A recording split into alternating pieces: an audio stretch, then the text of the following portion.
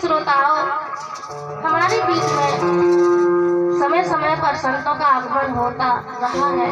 उनमें से एक संत है हमारे कबीरदास जी महाराज। वो ज्यादा पढ़े लिखे नहीं थे, परंतु हमारे बीच में ऐसा ज्ञान देते थे कि हम लोगों की सीधे सीधे समझ में आ जाता था। कहते हैं, मानुष तन को पाई गए किया न हरिसो हेत, अब पछताए होत क्या जब चिड़िया चुन गई थे। मनुष्य तन को पाकर हमने उस परमात्मा से लगन नहीं लगाई, केवल अपना भरण पोषण करने में ही लगे रहे। और जब अंत समय आया तो फिर हम पछताते रहे कि हमने अपना सारा जीवन वैसे ही खर्च कर दिया। तो संत कबीरदास जी कहते हैं कि इस संसार में बरसे कंबल भीगे पानी, बोलो साधो अमृत पानी। तो यहाँ कबीरदास जी उल्टा कह रहे हैं। क्या कहते हैं कि कंबल बरस रहा है और पानी भीग रहा है, और आगे कहते हैं कि बोलो साधो अमृत पानी। पहले बोली को साध लो, फिर अमृत वचन निकालो, क्योंकि मधुर वाणी है औषधि, कटुक वचन है तीर, और श्रवण कार्य संचय साले सकल शरीर। जो मीठी वाणी होती है वह औषधि का काम करती है, और जो कड़वे वचन होते हैं वे तीर का काम करते हैं, वो सीधे हृदय में जाकर लगते हैं। इसीलिए हमें हमेशा मीठी वाणी ही बोलनी चाहिए। एक कवि कहते हैं, संभार बोली बोलो रे जग में बोली है अनमोल।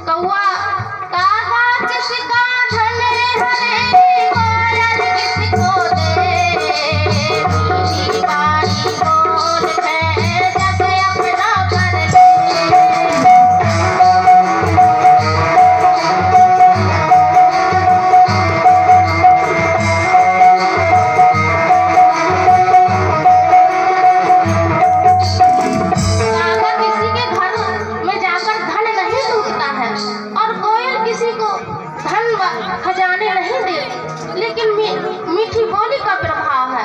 कोयल इतनी सुरीली बोली बोलती है कि उसको सुनना सभी पसंद करते हैं, और कागा छत का आवाज करता है। अगर छत की मुंडेर पर आ जाए तो लोग तुरंत ही उसे भगा देते हैं। और बोली होती रांग सी और बोली होती बोली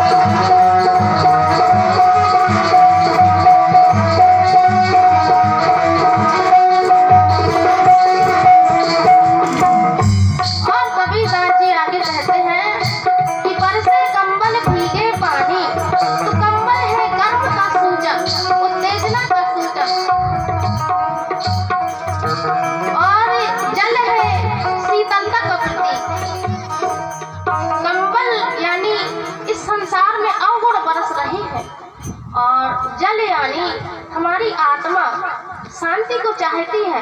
होना तो चाहिए कि हमें जीवन में शांति हो, परंतु हमारे जीवन में जब अवगुणों की बरसात हो रही है तो शांति कैसे हो। इसीलिए कबीरदास जी कहते हैं कि बरसे कंबल भीगे पानी, और आगे कहते हैं कि नौका डूबे सिल उतराए और बढ़ेरी का पानी बरैनी को जाए, बरैनी का पानी बढ़ेरी को जाए। तो कहते हैं कि नौका डूब रही है। आपने कभी सुना है कि नौका डूबती है और सिल कभी उतराती नहीं, लेकिन यहाँ उल्टा कहते हैं कि सिल उतरा रही है। तो नौका रूपी शरीर हमें उस परमात्मा ने दिया था कि इस शरीर के द्वारा हम भजन कर सकें, लेकिन हम यहाँ विषय विकारों में आकर खो गए और इस नौका को हमने इस संसार रूपी समुद्र में डुबो दिया और अवगुणों की सिलें उतरा रही हैं। माया का बाजार लगा हुआ है। इस चमक धमक में हमने भुला दिया है कि हमें यह शरीर किस लिए मिला है। तो अवगुणों की सिलें उतरा रही हैं। अब कहा है कि बरौनी को पानी बढ़ेरी को जाए। होता ये है कि बढ़ेरी छप्पर का ऊंचा सिरा होता है, बरौनी नीचे, पानी उल्टा जा रहा है। तो मन हमारे बस में होना चाहिए और हम मन के बस में चले जा रहे हैं। मन के बस में चलेंगे तो मन तो हमेशा नीचे की गति को ही ले जाएगा। कहते हैं कि मन का कहा न कीजिए, मन है माता, मन का कहा न कीजिए, मन है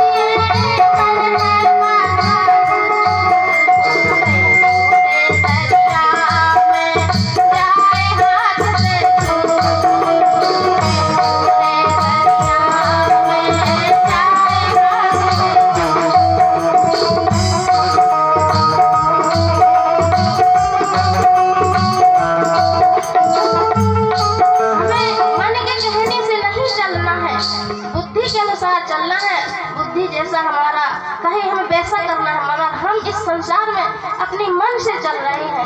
हमारा मन कह रहा है कि चलो आज चोरी करते हैं, हमारा मन कह रहा है चलो आज किसी के पास बैठकर निंदा चुगली करें, परंतु ये मन अच्छी जगह जाना नहीं चाहता है। इसीलिए जब हमें दुख प्राप्त होता है तो हम परमात्मा से शिकायत करते हैं कि मेरे ही भाग्य में इतना दुख क्यों आया है। मैं तो इतनी पूजा पाठ करता हूँ फिर भी मुझे को सारे दुख दिए हैं। तो किसी ने ये सोचा है कि हम क्या लेकर आए थे। अभी तो हम जो कर रहे हैं दिख रहा है, लेकिन जो हम पिछला लेकर आए थे वो थोड़े ही दिख रहा है। कहते हैं कबीर कि कबीरा आप ठगाइए आप न ठगिए हो,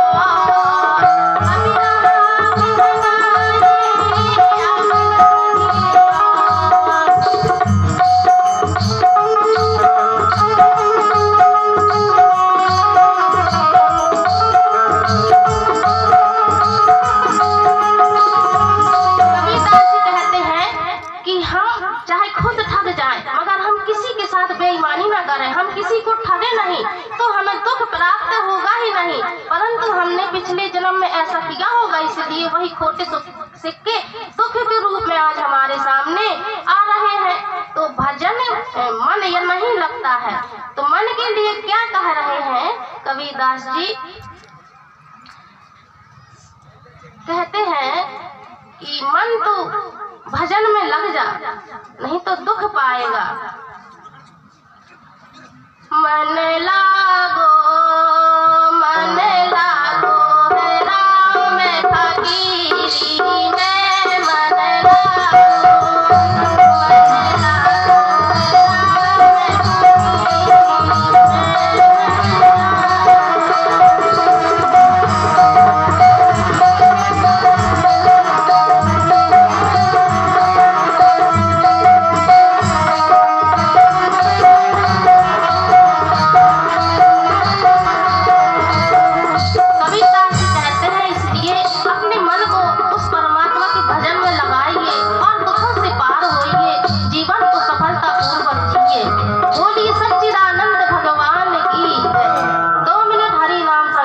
उसके बाद वाणी को विराम।